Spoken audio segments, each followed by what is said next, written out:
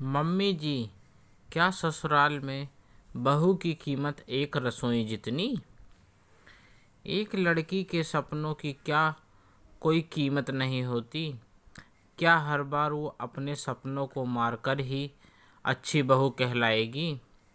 अपने परिवार और पति के ख्वाहिशों को भी पूरा करने के लिए आखिर कब तक एक बहू ही समझौता करती रहेगी? शादी के बाद 3 साल तक इन्होंने मुझे ससुराल में छोड़ा। मैं कुछ नहीं बोली और समझौता कर लिया।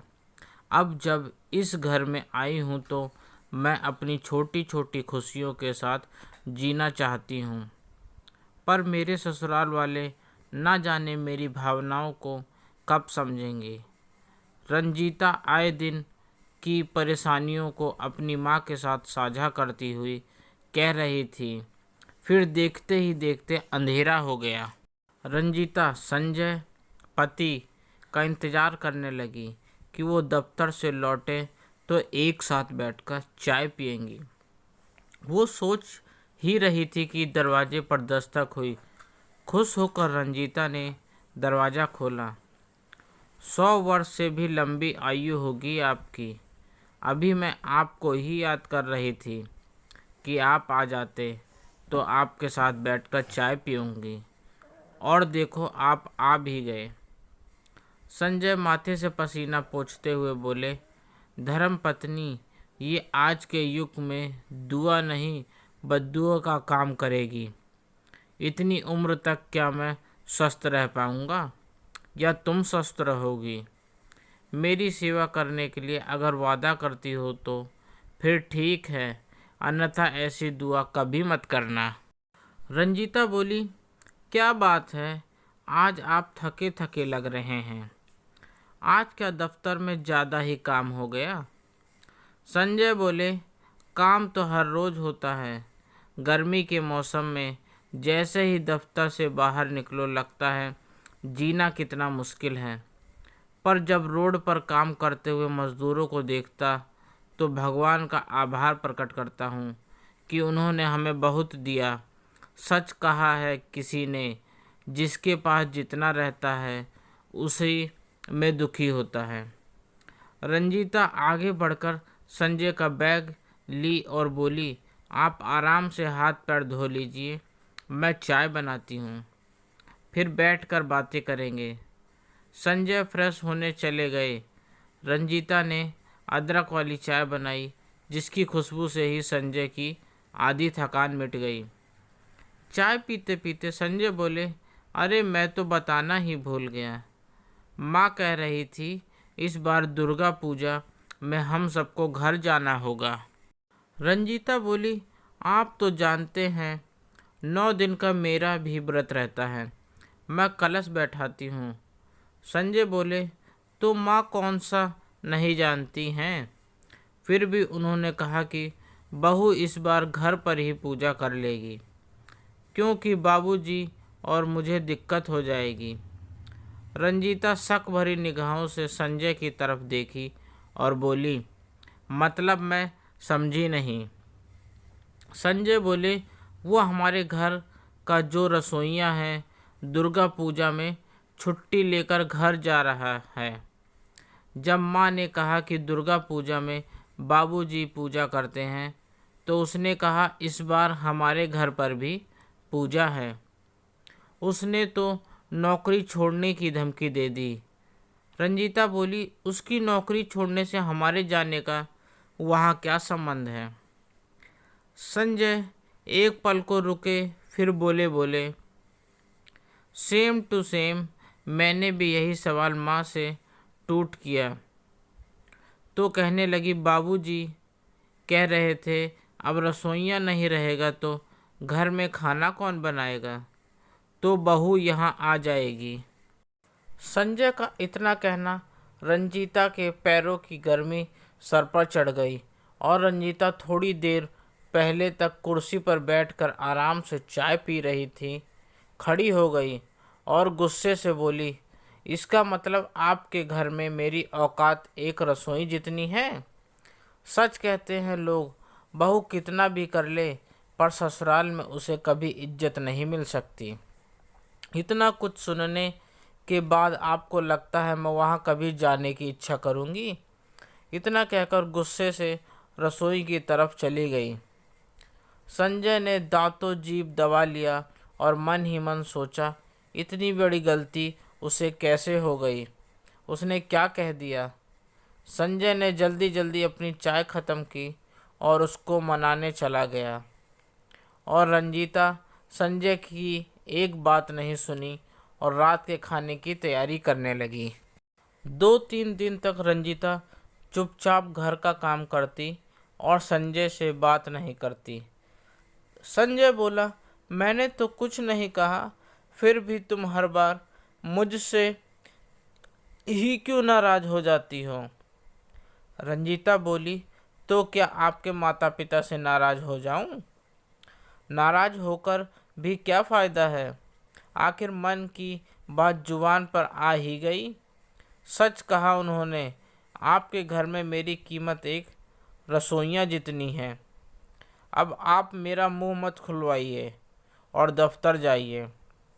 संजय बोला, ये तुम बहुत गलत कर रही हो। किसी और की सज़ा तो मुझे दे रही हो। रंजीता बोली, एक पत्नी की इज्जत अगर उसका पति नहीं करेगा तो उसके घर वाले तो उसे तुच्छ समझेंगे ही। पर यही चीज़ कभी लड़के के साथ नहीं होती। आप मेरे साथ कैसे व्यवहार कर लें, पर मेरे माँ बाप आपकी इज्जत करना कभी नहीं छोड़ेंगे, कभी सोचना। इन बातों को इतना कहकर रंजीता अपने काम में लग गई। कुछ रोज बाद स्कूल में छुट्टियां चल रही थीं, तभी रंजीता का बेटा ऋषभ आया और बोला, मम्मा आप तो रेस्टोरेंट से भी अच्छा खाना बनाती हैं। रंजीता बोली, अच्छा किया बेटा, जो मेरी तारीफ़ तो की, कम से कम रसोइयों से मेरी तुलना तो नहीं की। बेचारा संजय करता भी क्या, चुपचाप दफ्तर चला गया। संजय जब दफ्तर में था, उसकी माँ बीना जी का फिर से फ़ोन आया और बोली, संजय तो तुम लोग दुर्गा पूजा में आ रहे हो ना? बहू से तुमने बात की? बेटा बिना बहू के तो बहुत दिक्कत हो जाएगी। संजय मुस्कुराता हुआ सब लोगों के बीच से उठकर एक किनारे गया और बोला, माँ आप जानती हैं उसका भी 9 दिन का व्रत होता है, वो कैसे संभालेगी? आप किसी और नए रसोइयों को क्यों नहीं ढूंढ लेती हैं? मेरी तो दोनों तरफ से बजती है, इधर आप और उधर आपकी बहू, समझ में नहीं आता कैसे संभालूं। बीना जी बोली, अच्छा बेटा, तुम्हें अपनी पत्नी की तकलीफ़ दिख रही है, पर अपनी माँ बाप की तकलीफ़ नहीं दिख रही है। इसे ही कहते हैं पत्नी का जादू, जो तुम्हारे सर पर चढ़कर बोल रहा है।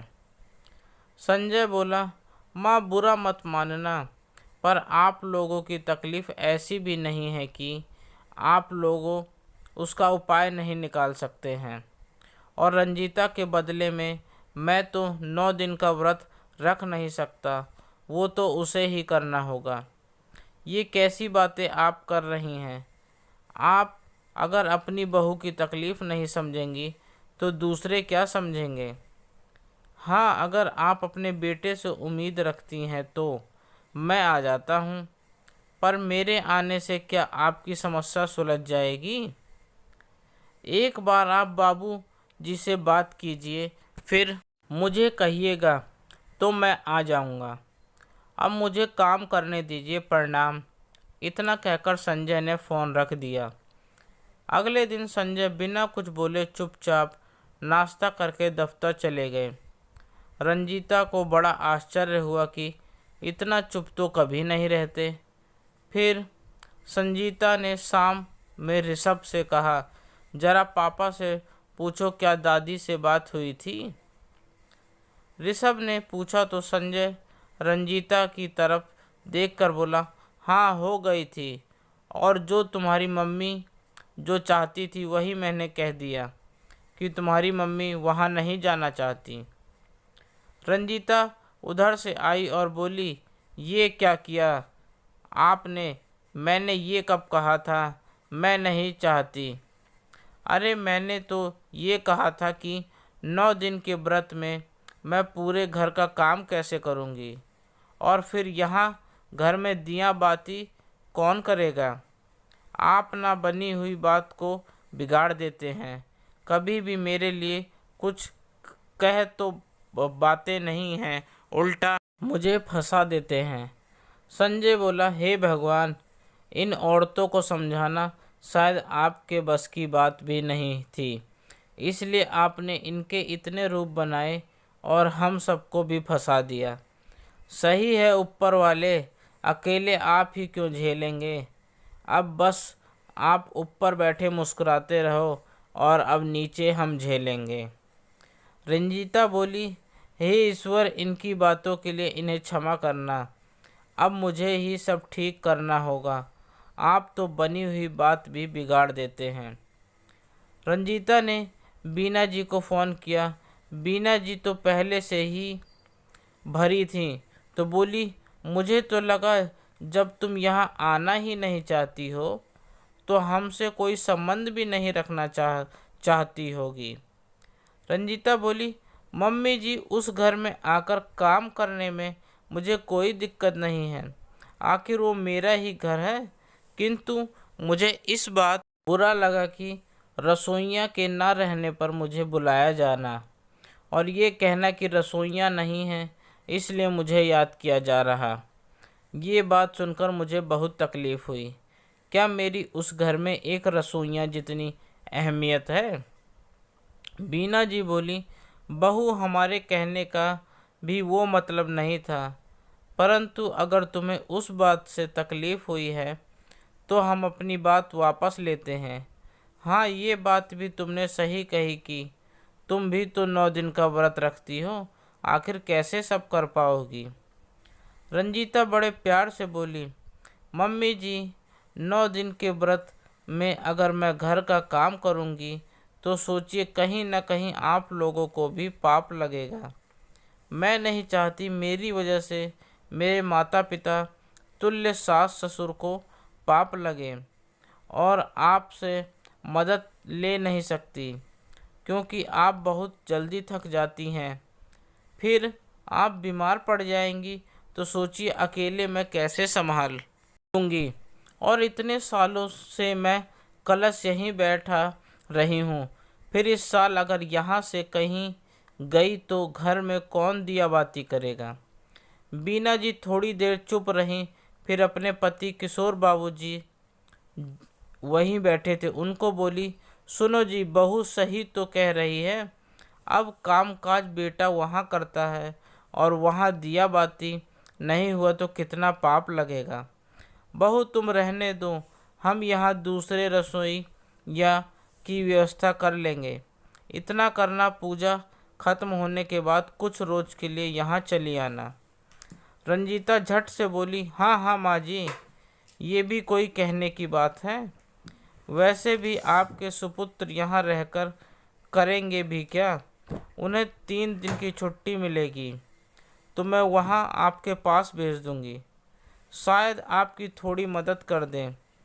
संजय दूर से नहीं का इशारा कर रहा था और इधर रंजीता मुस्कुरा रही थी। बीना जी बोली, नहीं नहीं बहू, रहने दो, वो यहाँ आकर क्या ही मेरी मदद करेगा। तुम्हारे बिना उसका दिल यहाँ लगेगा भी नहीं, और उसे भी तुम्हारे हाथों के व्यंजन खाने की आदत हो गई है। रसोइया का खाना उसे पसंद नहीं आएगा। तुम सब एक साथ आना। इतना कहकर बीना जी ने फ़ोन रख दिया और रंजीता ने बड़ी सूझबूझ के साथ सारी परेशानियां सुलझा ली। संजय बोला, ये क्या बात हुई? खुद वहां जाना नहीं चाहती हो और मुझे फंसा रही थी। रंजीता हंसकर बोली, क्यों जी, वो तो आपके माता पिता हैं। क्या आप उनके लिए कुछ रोज़ खाना भी नहीं बना सकते? क्या इसलिए मुझे ब्याह कर लाए थे? संजय बोला, मैं सबकी तरफ से माफ़ी मांगता हूँ। मुझे एहसास है कि औरत की जगह घर में क्या होती है। इतना मुझे भी एहसास हो गया है कि औरत रिश्तों को निभा